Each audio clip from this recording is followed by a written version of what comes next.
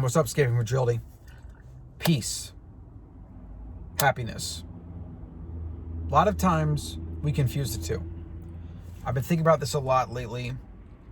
A lot of books that I've been reading and events in life have bringing me to this place where I've been asking myself big questions. How do I want to spend my time? Like, how much do I want to grind and work and pursue money and goals? And how much do I want to take it easy and just not be so rushed and stressed and hurried? Because this is very much a choice. And I've been reading Naval Ravikant's the Almanac of Naval Ravikant, which you get the free PDF online. Go to Google, find that. I also have it on Kindle, and I bought a physical version. That's how good it is. And he talks about like peace of mind, and he has a whole section on happiness, and he talks like strategies he uses.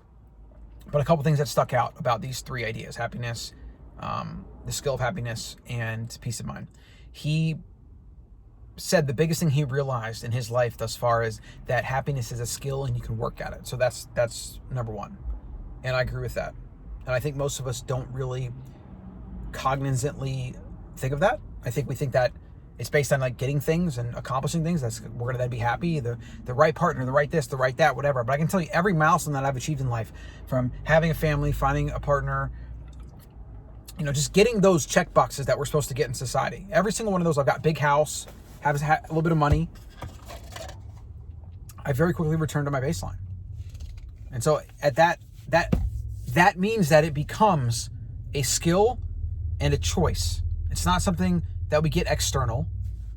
And a lot of us have different genetic predisposition for this based on life and genetics and things, like where some of us are naturally more easygoing and happy than others. Some of us are more in our head. Some of us are more anxious, neurotic, whatever. But you can, no matter where you're at on that spectrum, you can get closer to where you want to be. That's the very big, important thing. Now, the other point about this, as it relates to peace, is he makes that point about how a lot of times we think we want happiness, but really happiness is just a temporary state. Like it's like a high, if you will.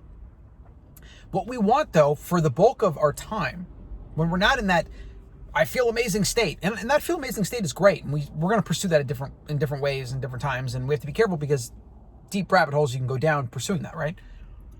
What he said is most of the time you want peace of mind.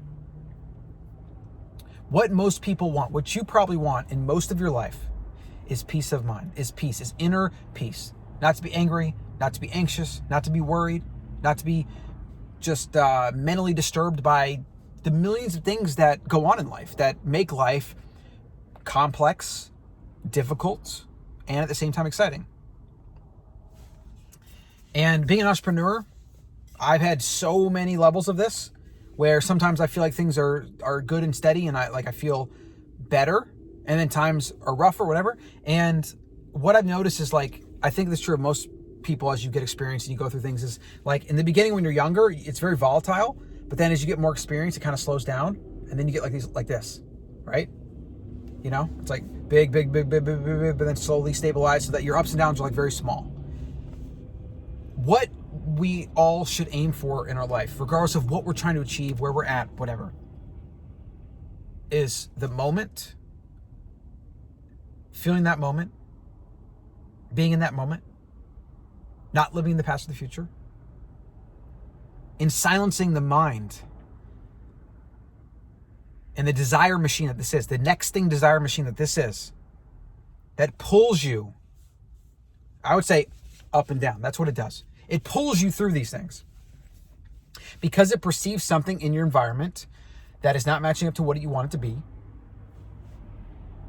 And it is the reason you have those peaks and valleys. So what I've been noticing lately, as I thinking about this more, when I find myself, how do I say this? When I find, that welling up of anger or disturbance, right? When my inner world is disturbed, I feel like anger's coming, or I feel like I'm going to say something or be impatient. Or my brain is like hyperactive and it's like going too fast, thinking about things too much, or whatever. I'm catching myself with the word peace. Peace. Find peace. That's the purpose. Find peace. You can be peaceful. You can find peace. But it's a choice. And so what decision are you making right now? And I've noticed that the word peace coming to my mind is almost like a mantra. It immediately helps kind of break the spell. Maybe that will be something else for you. Maybe you have to find a different strategy. Maybe like a deep breath. In fact, when the peace comes to my head, I tend to take a breath.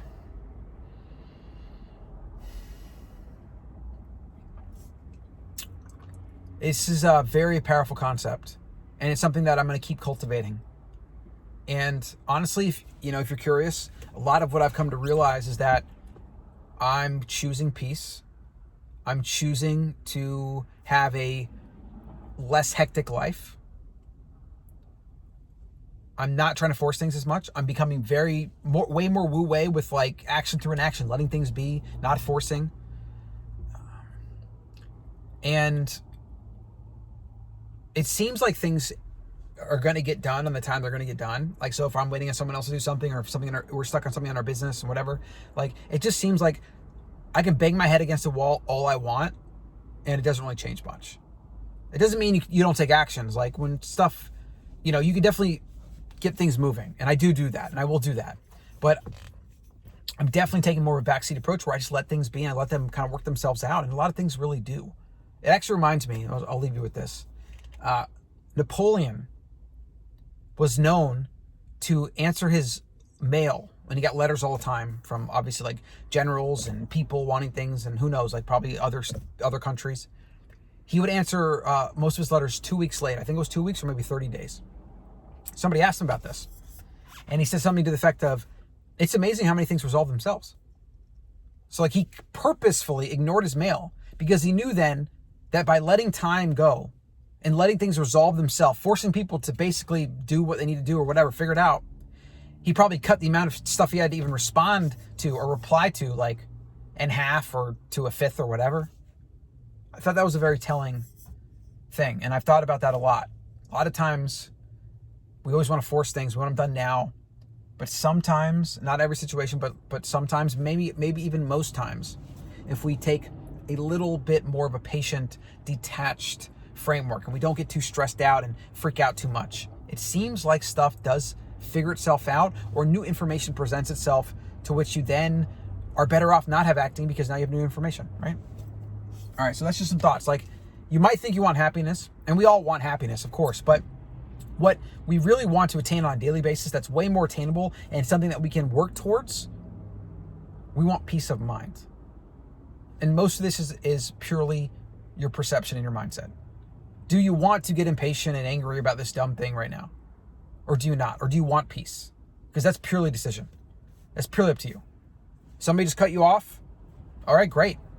The only choice you have is how you're going to respond to it. You can't change the past. You can't control the future. You can only do what you can do based on the information you have, based on where you're at.